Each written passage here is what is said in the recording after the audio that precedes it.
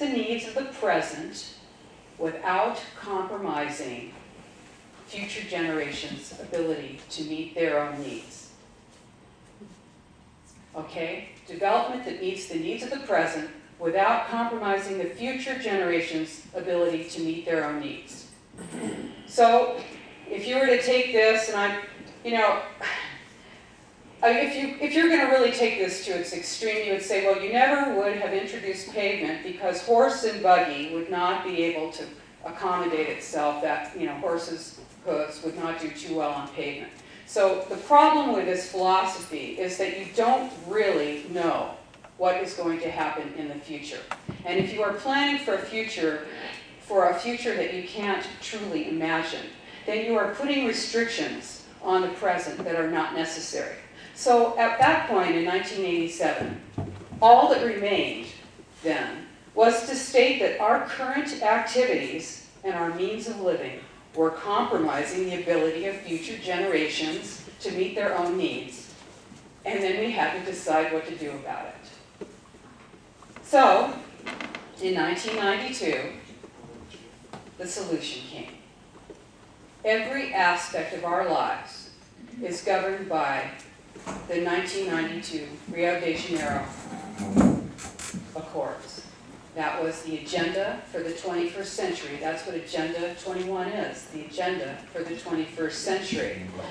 Chairman Maurice Strong said that our middle-class lifestyle, including appliances, meat eating, single-family residences, are unsustainable and a threat to the planet.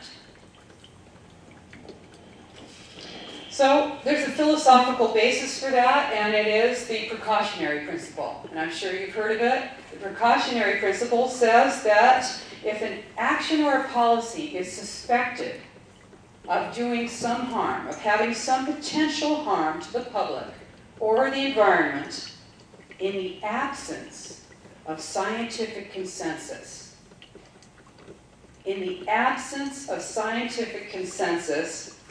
that the action or policy is harmful, the burden of proof that it is not harmful falls on those taking the action. What does that mean? What does that mean? It means if there's some suspicion that something that you are doing is going to cause harm, even if there is no proof or support, scientific consensus, that it will cause harm, you have to prove a negative, that it will not cause harm.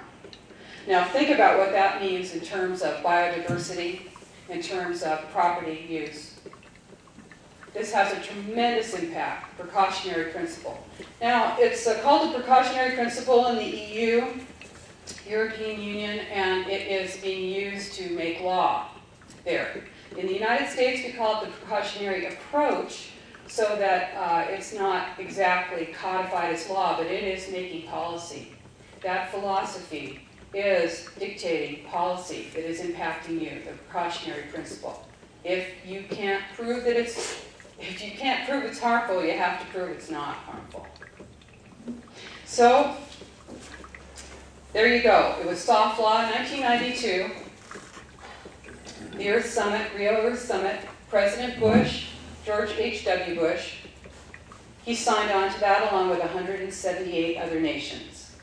And in 1993, Clinton brought it back to the United States with the President's Council on Sustainable Development. And that was a council made up of 12 cabinet-level secretaries, including transportation, agriculture, education, interior, defense, and the EPA.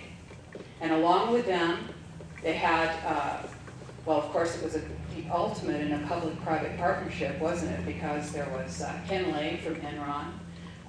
There were other energy producers. There was a Sierra Club and Natural Resources Defense Council. So one of the first things that they did was they gave a multi-million-dollar grant to the American Planning Association. And they said, hey, you know what? We got to bring this Agenda 21, Sustainable Development, into the United States. It's a top-down thing, but it comes up locally. And how can it do that? It actually remakes your laws and your land use planning. And the way that it does it is that they gave that grant, that multi-million-dollar grant to the American Planning Association back in '92, and they said, hey, we need some model legislation so that all the local governments can then change their policies and their laws to come into compliance with Agenda 21, United Nations Agenda 21. So they gave that grant to the American Planning Association in '93, and it took them about 6 or 7 years, and then they had the final out by '99. And what they did was they produced this book, and it's called Growing Smart Legislative Guidebook, Model Statutes for Planning and the Management of Change. Growing Smart. Does that ring a bell? Smart growth. That's where smart growth comes from. Okay? The American Planning Association, which is a private group, that became a textbook. It's in every single university, every college. If you want to be a planner, if you want to be a transportation planner or an urban planner, you are studying that as your textbook. It's in every planning department in the United States. Growing Smart, a legislative guidebook. By 2002, it had gotten into every university, every planning department. Now, I said I'm a commercial appraiser. I do eminent domain valuation for the Department of Transportation in California. And around 2002, I started looking around, and I said, I'm working in all 9 counties of the San Francisco Bay Area, and I can't get a straight answer out of any planning department on what somebody can do with their property. Now, I have to be able to do that. I have to be ready to testify in court as to what a property owner can do. When I go into a planning department, as far as I'm concerned, I'm the owner of that property. I need to know what can be done. I have actually been told that I can't find out unless I give them a proposal and pay $2,000. I'm like, what, are you kidding me? I'm an appraiser, and I work for the government, and you're going to charge me? Yes, is the answer. So what are you going to do with your property? You don't know what you can do with your property. Thank you very much, President's Council for Sustainable Development. Okay, another thing that happened was those 12 cabinet-level secretaries said to Clinton, and by the way, it was Bush 1, Bush 2, Clinton, and Obama. This is not a left-right thing. They're all on board. Okay? Those 12 cabinet-level secretaries, they said, hey, you know what? We can pretty much institute all of Agenda 21, probably 3/4 of it administratively. We don't need to involve the people. We're not going to be bothering the people with this. And they said, well, people might sort of kind of notice. They might get a little bit upset if you just try and dump it on them like that. So why don't you come up with something where we can sort of work this into the population? So they did. They came up with a new book, and it's called Sustainable America, A New Consensus.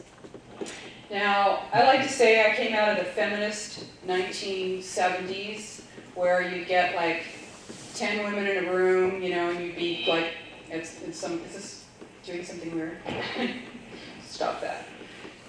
You'd be in a room with a bunch of women, and you'd be trying to, you have some premise. You're like trying to do some action or something. And you get all 10 people, and they're fighting, and they stay in there for 10 hours, and everybody works it out until you figure out something that's going to work for everybody. That's called consensus. That's an agreement. It's an agreement between all members. That's consensus in the dictionary. But the new consensus, the Sustainable America New Consensus, is that you neutralize your enemies. You neutralize the opposition. That is the new definition of consensus. So when you go to a visioning meeting, like you did on the 20th, here in this room, for your San Juan, whatever it was, shoreline master plan, you have your little visioning meeting, that's your new consensus. Yeah, you're going to be directed. It doesn't much matter what you guys come up with, because the end result is already printed before you walk in the room. You see, you're giving the illusion of community buy-in. That's what the new consensus is. Okay? And they used the Delphi technique, which was developed by the Rand Corporation in the 1960s. It is a mind control technique. It's being used right now by your government. So, by the way, for those people who think that Agenda 21 is somebody's fantasy, which I think it is, it's our nightmare and someone's fantasy. This is, I love this little book. I found it on Amazon, and I just had to snap it right up. It's called Rescue Mission, Planet Earth, a children's edition of Agenda 21. And yeah, it's so pretty. And it was, it's all about how everything's just going to hell.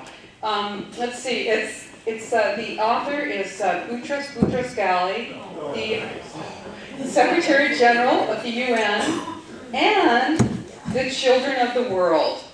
And I hope they're getting their royalties on this. So, those kids, it's so cute. So, so let's see.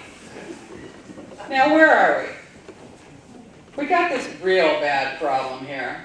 We're destroying the planet. We got to do something really quick. And we're not going to be messing around with the people now, because they're going to kind of have, you know, I mean, everybody's so individual here in the United States. Isn't that what we pride ourselves on? We're independent, we're free thinkers, we're able to, you know, we're able to decide for ourselves what's right. We've got a representative government. We don't like the guy, he's out of there, right? Okay, or maybe, we'll see. So, what? Okay, so here's the deal. How are they going to do this, all right? How do they do what? Let's see. What is it we're going to do? We're going to save the planet. We're going to save the planet because our greenhouse gas emissions are destroying the planet. So we want to reduce our greenhouse gas emissions, stop breathing. So what we want to do is we want to limit our emissions. Yeah, how do we do that? Let's see. We're gonna get everybody off the rural areas and out of the suburbs and pack them into the cities. That's how it's gonna go.